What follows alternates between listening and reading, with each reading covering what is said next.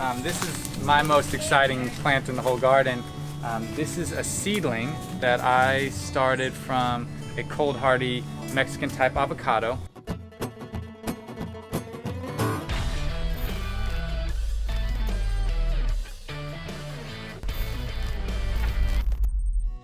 What's up guys, and welcome to another episode of El Jardín Perdido.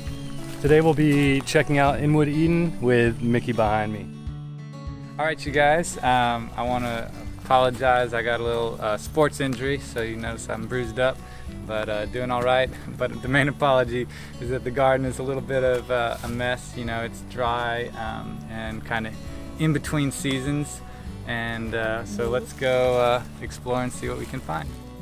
This is a pretty epic spread of passion fruit, and again, this is all just a thicket. Actually, the maypop is just you know, never brought it on site, never brought it in. It actually just was endemic. That's native. And, yeah, native to the site, and I saw it popping up in the field out there, so it's just around. By the way, my son and daughter are with us. Say hi, Joss. Hi. Aiden. Aiden doesn't like bees, but we're gonna steer her free of the bees. So it's really a chicken forest. That's the big thing. The chickens are all hanging out and eating the bugs, and the ducks too. There's another cool plant worth mentioning. So this is a loofah, and I just think it's such a cool plant. So this, similar with the passion fruit, this is a volunteer. This is seed. So I originally planted a vine here, and then it dropped a ton of seed, and so you'll notice, like, this is where I planted the original plant, but most of the plants are coming from like outside. One dropped in the bucket, it's going that way, but it's a really cool strong vine. This is the stage when they're edible, so young and tender like this. And I don't know if you guys, Jocelyn, would you be a brave taster? Think of it like okra. It's gonna be like, What's it taste sweet. like? I forgot to tell you, my jaw is not ready for a lot of chewing. But yeah. Wait. Let's go. Here's one, Aiden. Wait. Young loofah. Ooh, that's awesome. Yeah. Right, here's it. Look, it looks like okra. Hang on, Josh. It looks like a cucumber. It has a little bitter after. Yeah. We're being honest, but I like it. Yeah, it's sweeter on the inside and bitter in the skin. So if you wanted to avoid Okay. So if you peel it and only eat the inside, it's sweet. the bitterness that comes in pretty quick, but as they get older, is actually like saponins that are part of, you know, the loofah sponge, and so I taste barely any bitter. I taste it like it kind of tastes like a cucumber. yeah, I'd say like maybe like a zucchini or a cucumber. This is a food forest, but it's pretty old. It's in year 7, I guess. Yeah, wow. So this was a you know, blank slate field and grass, and I brought in some mulch and some trees, and so now there's productivity, obviously. But the cool thing about this garden is that there's no irrigation, so this is 100% like off-grid and just planting with the seasons and counting on the rains, and so things grew maybe a little bit more slowly than what they might have with supplemental irrigation.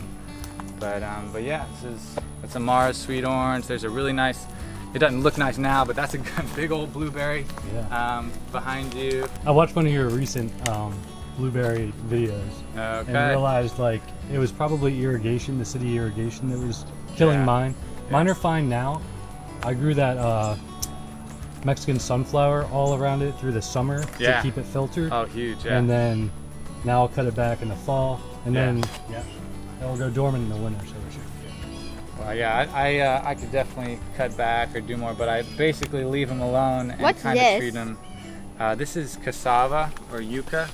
We haven't tried that yet, although I do have it growing. You can have plenty more cuttings if you need them, because it's one where it grew really well for me when it was full hot sun, but now that it's a little more overcast and so I don't really harvest a lot from it. It's just here. Moringa? Yeah, same with the moringa. I mean, the moringa is, you know, what moringa does. That's that. We have a mild winter. That'll That'll keep nice and hardy. Yeah. Can you And please, I've had bigger, Yeah. and the moringa will just fall over because there's so much loot. Like it's a top-heavy tree. It just, Yeah. oh no, there's a bee ball. Oh, okay. We'll go back this way. All right. Good looking out, buddy. Good looking out. Good looking out. So yeah, That's you know, pretty cool. yeah, it's LSU Gold, and Oh, I mean, there's still some figs on the tree, on a different fig tree, but definitely past these, and really wild. You know, there was intention, like you could tell, like this could be a nice, you know, arbor for growing, but it's pretty wild. It's a good kind of wild. Yeah. Like elderberry wild, I didn't ever bring any elderberries. You guys want some? Elderberries? I'm gonna pop a few in. Yeah. Get my. The ducks. Ooh. Ooh, yours tastes a little better than mine. Yeah, well, those are really like overripe, about to drop for sure. Yeah. So this is what's that? the most productive That's a avocado dead tree I've got. avocado. How wait. long has this been in the ground? I was gonna say I think 5 years. Okay. Yeah, because it went through both of the really hard freezes. So we've had 2 mild winters, and then we had 2 hard freezes before that. So it was probably 1 year before that hard Okay. freeze. Did it go to the ground for the hard freeze? No, this Okay. was the one I did protection with frost cloth, and only got peripheral damage basically. So it was the least damage from like and we got to 18 degrees 2 nights in a row. Yeah, that's nice. What variety was that avocado? Oh, this is Lila. Okay. So it's opal and Lila are the same. Again, showing unfinished garden stuff. I don't normally leave tools out. I brought it just to blow it off. But basically, this is messing around with free resources. That's kind of the big thing here. And so whenever I can, I get broken concrete dumped here for free. And it's really like, hopefully you can see through what's actually happening, right? It's a patio and there's seating. It is kind of like trying to turn trash into something of value. Nice bamboo. That's clumping, right? Yeah, that was here. I didn't plant that. That's a nice little partition for the neighbors. Yeah. Oh, this is They ready? jujube. They're not super sweet right now when they're green like this. I think I found the one sweet one. This one's sweet too. Oh, nice. Oh, I want to try that one. Try this one. Try a sweet dog. Of the sweetest. You want a sweet one? Did you try the green one, Joss? Yeah, it tastes like nothing. Okay, try the sweet one. It tastes like kind of sour. What variety is that? I think mine's Lye. But This is tiger tooth. okay. Some bananas. Yeah, this is Rajapuri. It hasn't made a raft or anything. But I was just trying to find space for everything. Oh yeah, I'm already feeling you. Right? I'm already ready to start weeding things out. Can I keep Yeah. on climbing? Dad, lead the way. We're gonna hang back because we have Zara, and I don't want to scare him. Check it out, bud. We got a little pool in here. You have that native passion fruit growing in here. Yeah, a lot dropping. The chickens have learned to open them up right away. But yeah, that was hay storage, and then the chickens found out that they really like to lay eggs there. And so yeah, there's kind of a divider, and the chickens get the other half. And, we can go check out the chickens' coop. You guys want to see where the chickens sleep? Yeah, sure. All right. How about this? You guys can help me out because we can bring some of this fresh hay to throw down in their coop and give them a little There bit of we go. fresh bedding. Okay. You guys gonna help? Wait, can you hold Grab a this? big handful of hay, and we'll take it to their coop and we'll sprinkle it all around. She's a really pretty one too. How did she get feathery feet? See her big bottom and feathery feet? So over here is where the chickens sleep.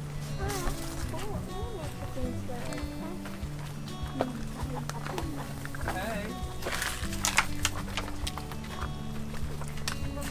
I'll put my And this is where you guys can sprinkle your hay. I was worried it might be messy.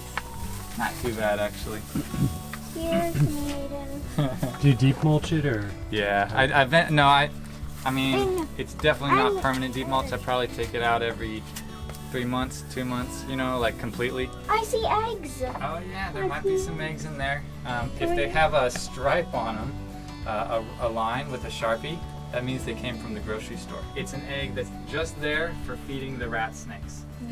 What are rat snakes? They're big snakes that come in and eat lots of eggs. Instead of trying to manage the snakes or keep them away, we just feed them. And store eggs are pretty cheap, so it works out.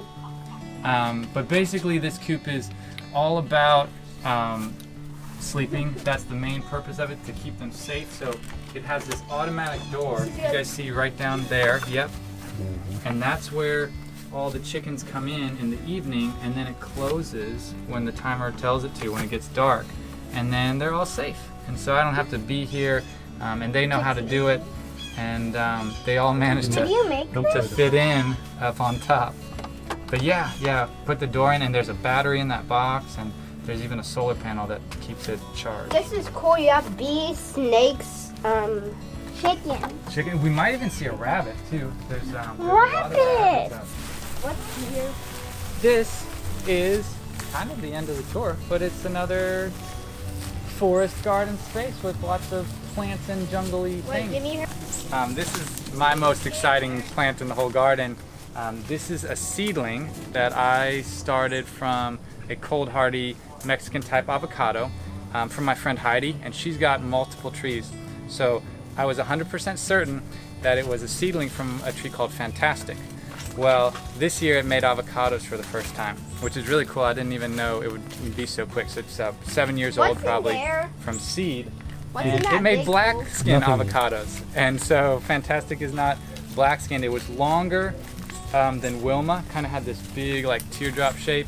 But basically I have a whole new cultivar, you know, because there was some cross-pollination that happened. But another cool story about this tree is that just this last spring, so I guess 6 months ago about, the power line company came through and they hacked off like 15 feet on this right side and probably 10 feet on the other. I mean, it was just brutal.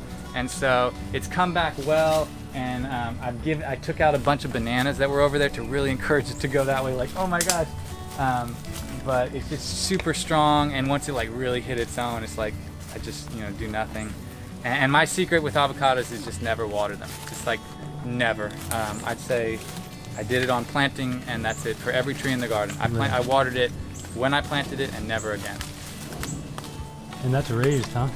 Yeah, oh, it's very raised, and actually, not only was it raised on like a 2-foot mound, with mainly like an organic mound, but there was like four yards of wood chip that was there as like my storage spot, dumped like before it got planted and everything. So like it was a lot of organic. It was just super organic. And then the other secret thing why this tree is so happy is there's a sewer line that runs underneath it, so there's kind of like a gravel bed and drain out.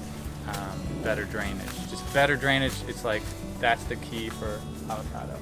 And then these are supposed to be cara navel, but it froze down like early in its, like I planted it like my first year, and then what came back was kind of rootstock, and then kind of like it wasn't necessarily. Sometimes they do a rootstock, a middle, and well, I don't know what it is to dwarf them.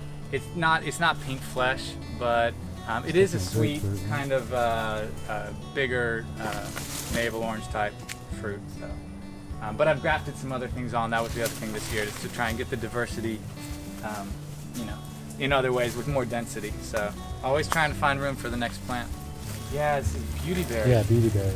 Yeah, you can eat them, and they taste a little bit resinous, so kind of like pine sap. If you've ever had pine needle tea. Okay, so mush inside. Cool. And they're pretty fun.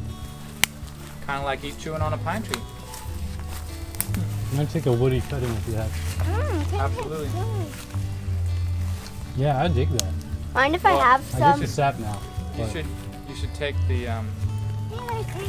I love those. There's a white berried one. It's Calocarpus genus, but I have Calocarpus longissima. Way tastier. It doesn't have the pine tree sap, and it's a little bit sweeter. This has a bit of mint to it when it's like after. That's the sap. Actually, I got the longissima in a pot.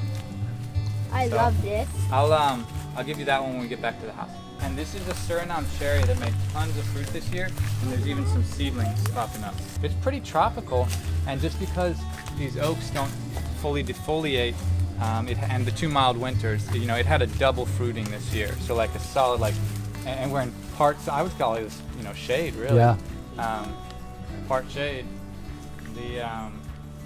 It was cool to see, you know, a little bit of a microclimate, and just that tropicals with our mild winters doing better and better. All right, star fruit. Yeah, oh, they're close, but they wouldn't be very sweet at that stage. But yeah, there's Okay, that's a nice little thick star fruit trunk. tree hanging out, and Does this get a lot of dieback? on the hard winters, it froze to 2 feet high. So basically, it froze to my mulch covering, and Was it that bounced high in back. mulch? 2 feet? Oh yeah, no, it was 4 feet. It actually froze under the like. I went hardcore to protect things. I just, you know, I'm a little more. But that you usually use like the bagged leaf mulch. Yeah, so it was kind of like closed bags with like more bags in the middle, and usually trying to do stuff that had some green grass if I could find it, that had like internal heat. Trying to be careful not to just put moisture in leaves, because it could freeze out. But it's mainly just because of the last 2 winters being so mild. There's another starfruit that has not produced yet. It's a seedling. This is one from that tree, and that tree's always just made really good fruit, so I'm excited for the seedlings. But you'll notice this one, I talk about it, but you see I pushed it through and designed it to get a huge microclimate boost, basically, because that's 250 gallons of thermal mass, baby. So even if it was a really hard freeze, this thing would be just radiating out heat as it started to freeze, and so I could do a little sheet around it or something and keep it going. These gingers, the calatheas, so much of this garden came in the bags of leaves, and so like you know, all of the fertility and everything coming in is great, but this was actually solid calathea springing up in the path, because I didn't even realize it at first, because there was so much seed of this ginger coming up. It's like this great plant. So I've had trouble protecting it from the chickens, but it was just this, you know, wonderful thing where like just bringing things in, being open to receiving, and like there's cool plants that come in. All right, guys. Well, that'll do it for our little tour here. This was just a very informal tour, so don't hold Mickey here accountable. Right. And zero prep. Yeah. I had my blower out. Do check out his YouTube. I'm gonna point you guys to some of his stuff, some of his rural tours. We're not in a great part of summer right now. We're just kind of wrapping out of it. The next couple months, we'll probably actually do a formal tour, and once things start. I'm gonna get my garden in shape, and then we're gonna come back and eat a bunch of satsumas and other mandarins. All right, so look out for some links below to Inwood Eden, Mickey's channel, and yeah, we'll catch up with you soon. That'll do it for today. Till next time, guys.